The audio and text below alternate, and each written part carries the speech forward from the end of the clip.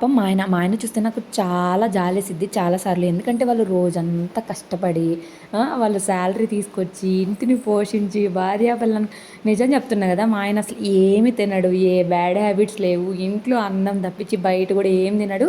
Even snacks కానీ అట్లా గూడా ఏం తినడు. ఆయనకు ఓన్లీ చిప్స్ ఉంటే చాలు. ఇంకేమి గూడా అడగడు అసల మమ్మల్ని.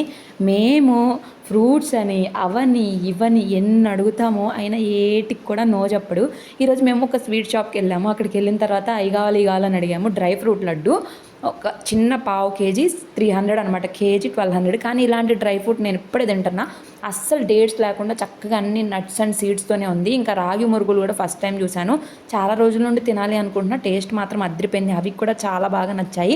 మా ఆయన ఎల్లుంటే ఒక ₹100తో మోతిచూర్ లడ్డు తెచ్చుకునేవాడు దానానికి. మేము వెళ్ళడం వల్ల ఎక్స్ట్రా 500 అయిపోయినాయి.